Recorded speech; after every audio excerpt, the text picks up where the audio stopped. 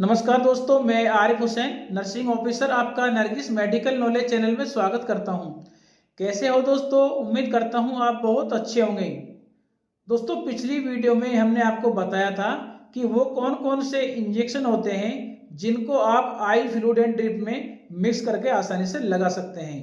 लेकिन दोस्तों, आज की वीडियो में हम आपको बताने वाले हैं वह कौन कौन से 2 इंजेक्शन या उससे अधिक इंजेक्शन होते हैं जिनको आप एक ही सिरिंज में मिक्स करके पेशेंट के आसानी से लगा सकते हैं और कोई प्रॉब्लम भी क्रिएट नहीं होगी। दोस्तों, आज की वीडियो विशेष तौर से उन लोगों के लिए बहुत ज़्यादा हेल्पफुल रहने वाली है जो गाँव में प्रैक्टिस करते हैं यानी क्लिनिक चलाते हैं, या दोस्तों कोई मेडिकल का छात्र है जिसने अभी हाल में ही मेडिकल में के क्षेत्र में फील्ड में प्रवेश लिया है, तो उन लोगों के लिए भी वीडियो बहुत ज़्यादा हेल्पफुल रहने वाली है।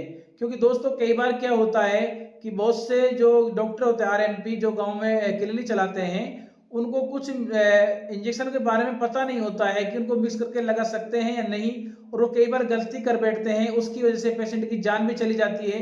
इससे उनका भी लाइफ खराब हो जाता है और पेशेंट की जान जाने से पेशेंट तो चला ही जाता है। तो इसलिए दोस्तों, आज की वीडियो में आपको अच्छी तरह से गौर से देखना है। दोस्तों, आज का जो वीडियो है इसमें कुछ इंजेक्शन तो ऐसे होते हैं जिनको आप एक ही सिरिंज में मिक्स करके पेशेंट के आसानी से लगा सकते हैं, और दोस्तों कुछ इंजेक्शन ऐसे होते हैं जिनको आप मिक्स नहीं कर सकते हैं। लेकिन दोस्तों, डॉक्टर अपने एक्सपीरियंस अनुभव के आधार पर डेली अपनी प्रैक्टिस में मिक्स करके एक ही सिरिंज में पेशेंट को लगाते हैं और कोई प्रॉब्लम या कोई समस्या भी क्रिएट नहीं होती है। इसीलिए दोस्तों, हम आपको बताने वाले हैं आज की वीडियो में, आपको बहुत ज़्यादा हेल्पफुल रहने वाली है। तो चलिए दोस्तों, स्टार्ट करते हैं आज की वीडियो। लेकिन दोस्तों, उससे पहले हम यदि हमारे चैनल पर आप पहली बार आए हैं तो प्लीज चैनल को सब्सक्राइब जरूर करें, इससे हमको मोटिवेशन मिलता है।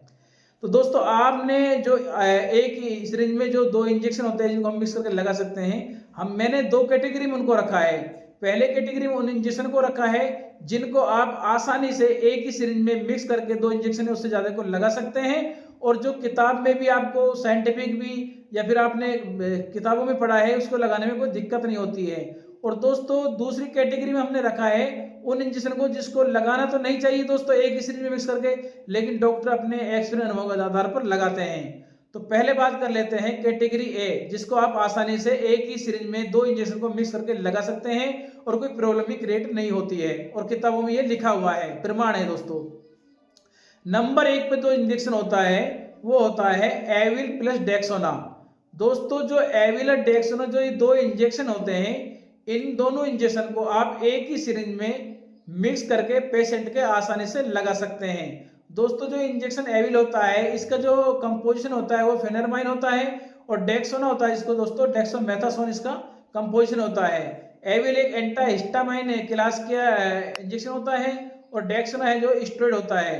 इन दोनों इंजेक्शन का उपयोग जब किया जाता है जब मरीज को किसी भी प्रकार से एलर्जी हो जाती है, या कोई दवाओं का या मेडिसिन का रिएक्शन हो जाता है, या दोस्तों किसी प्रकार की कोई बाहरी एलर्जी है, उसकी वजह से आपको इस इंजेक्शन का उपयोग किया जाता है। इन दोनों इंजेक्शन को आप आसानी से मिक्स करके पेशेंट के लगा सकते हैं।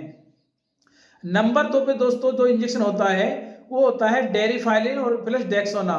दोस्तों, डेरिफाइलिन इंजेक्शन का उपयोग तब किया जाता है जब किसी पेशेंट को बहुत ज्यादा सांस में दिक्कत आ रही हो, या उसको अस्थमा का मरीज है और उसको उस समय बहुत ज्यादा सांस भर रहा हो, और डेक्सोना उसमें साथ में इसलिए दिया जाता है कि दोस्तों डेक्सोना एक स्टेरॉइड होता है, इसको भी अस्थमा में दिया जाता है। और दोस्तों, जो डेरिफाइलिन होता है इसमें जो कंपोज होता है थियोपाइलिन इथोपाइलिन, और दोस्तों जो डेक्सोन होता है इसमें डेक्सोमेथासोन होता है। इन दोनों इंजेक्शन को भी आप एक ही सिरिंज में मिक्स करके पेशेंट के आसानी से लगा सकते हैं। नंबर 3 पे दोस्तों रेनेटिडाइन मेटाक्लोप्रोमाइड। दोस्तों, रेनेटिडाइन जिसे आप रेंटिक नाम से जानते हैं, मेटाक्लोप्रोमाइड जिसे आप पेरिनोर नाम से जानते हैं, इन दोनों इंजेक्शन को आप पेशेंट के एक ही सिरिंज में मिक्स करके आसानी से लगा सकते हैं। और इन दोनों इंजेक्शन का उपयोग तब किया जाता है मरीज के दोस्तों जब मरीज को बहुत ज्यादा गैस एसिडिटी या उल्टी आ रही है, उल्टी का जी हो रहा है, तब दोनों इंजेक्शन को मिक्स करके पेशेंट का लगाया जाता है। नंबर 4 पर दोस्तों जेंटामाइसिन और डेक्सामेथासोन इंजेक्शन।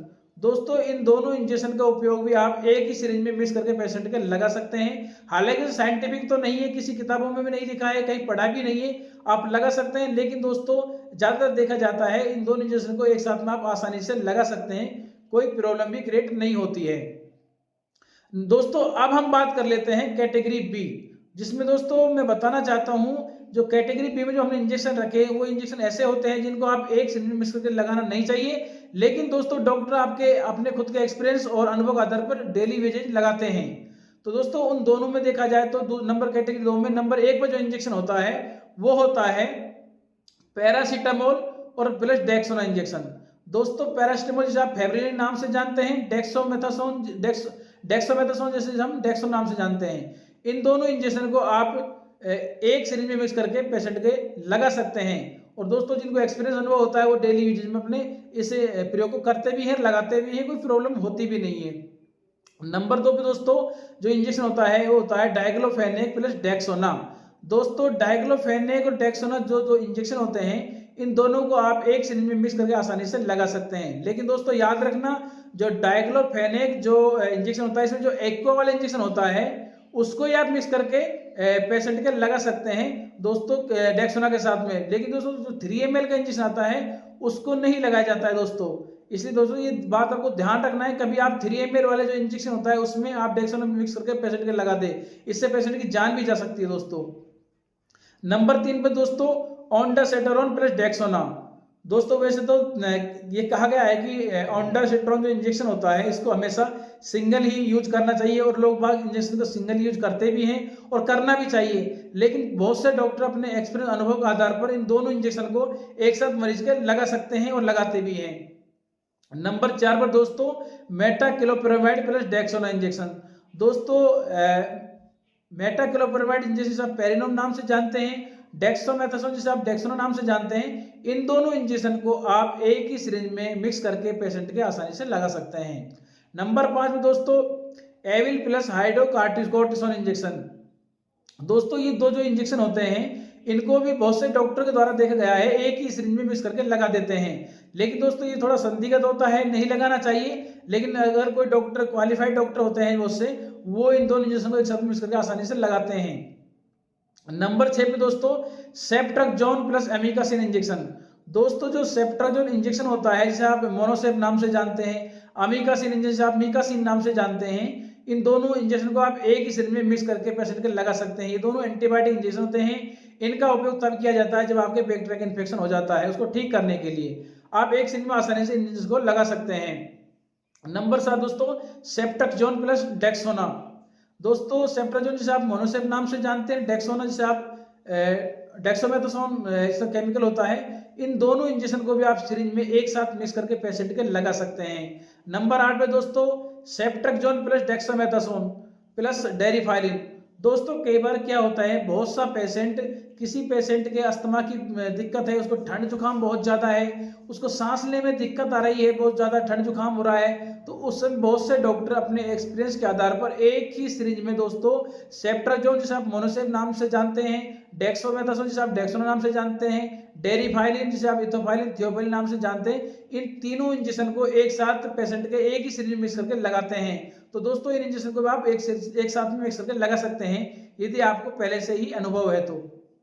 नंबर दोस्तों 9 पे अमीकासिन प्लस डेक्सोना। दोस्तों डॉक्टर अपने एक्सपीरियंस अनुभव के आधार पर अमीकासिन और डेक्सोना जो इंजेक्शन होता है इन दोनों को भी एक ही सिरिंज में आसानी से मिक्स करके लगा सकते हैं। नंबर 10 पे दोस्तों लिंकोमाइसिन जिसे आप लाइनेक्स नाम से जानते हैं, डेक्सामेथासोन जिसे आप डेक्सोन नाम से जानते हैं, इन दोनों इंजेक्शन को भी पेशेंट के एक ही सिरिंज में आप मिक्स करके लगा सकते हैं। तो दोस्तों ये थी आज की एक छोटी जानकारी जो हमने आपको बताई कि वो कौन कौन से इंजेक्शन होते हैं जिनको पेशेंट को एक ही सिरिंज में 2 या 2 से अधिक इंजेक्शन को मिक्स करके लगा सकते हैं। तो दोस्तों जो हमने वीडियो में ये इंजेक्शन बताए हैं इनको आप मिक्स करके एक ही सिरिंज में पेशेंट के लगा सकते हैं, कोई दिक्कत होती नहीं है, लेकिन दोस्तों ये आपको इस चीज के लिए अनुभव एक्सपीरियंस होना चाहिए तब लगाना चाहिए दोस्तों। तो इसीलिए मैंने आपको शुरू में बोला था कि हमारी आज की वीडियो उन लोगों के लिए बहुत ज्यादा हेल्पफुल रहने वाली है जो प्रैक्टिस करते हैं, आरएमपी डॉक्टर होते हैं। तो आज की दोस्तों इतना ही। जय हिंद जय भारत।